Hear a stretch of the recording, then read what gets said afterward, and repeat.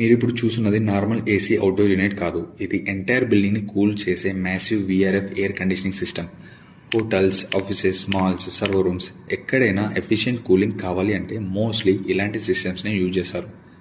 But అస్సలు వీఆర్ఎఫ్ system అంటే ఏంటి, how does this giant cooling machine actually works, ఈరోజు కంప్లీట్గా సింపుల్గా ఎక్స్ప్లెయిన్ చేస్తా. సో మిస్ అవ్వకుండా ఎండ్ వరకు చూడండి.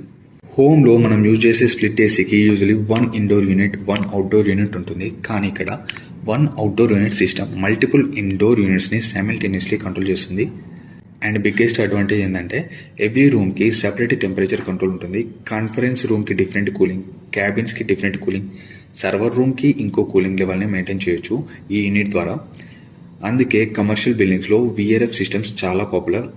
But what is VRF? VRF అంటే వేరియబుల్ రిఫ్రిజిరెంట్ ఫ్లో. నేమ్ కాంప్లికేటెడ్గా ఉన్న కాన్సెప్ట్ చాలా ఇంట్రెస్టింగ్గా ఉంటుంది. ట్రెడిషనల్ ఏసీ సిస్టమ్స్ ఫుల్ లోడ్లో కంటిన్యూస్లీ రన్ అవుతాయి, కానీ వీఆర్ఎఫ్ సిస్టమ్ ఇంటెలిజెంట్గా కూలింగ్ డిమాండ్ని మానిటర్ చేస్తుంది. For example, only 2 rooms use చేస్తున్నారంటే సిస్టమ్ లో కూలింగ్ కెపాసిటీలో ఆపరేట్ అవుతుంది. ఎంటైర్ ఫ్లోర్ ఆక్యుపైడే ఉంటే ఆటోమేటికలీ కూలింగ్ ఇంక్రీజ్ అవుతుంది. అంటే అన్నెసెసరీ పవర్ వేస్ట్ అవ్వకుండా స్మార్ట్గా వర్క్ చేస్తుంది.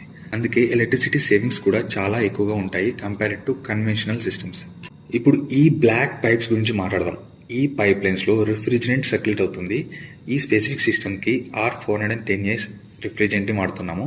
సింపుల్గా చెప్పాలి అంటే రిఫ్రిజిరెంట్ హీట్ని అబ్జర్వ్ చేసి ఇండోర్ నుండి అవుట్డోర్కి ట్రాన్స్ఫర్ చేస్తుంది.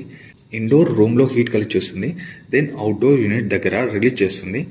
ఈ పైప్స్ ఇన్సులేషన్తో కవర్ చేస్తారు బికాస్ కూలింగ్ లాస్ అవ్వకుండా. ఇన్సులేషన్ ప్రాపర్గా లేకపోతే ఎఫిషియన్సీ కూడా తగ్గిపోతుంది.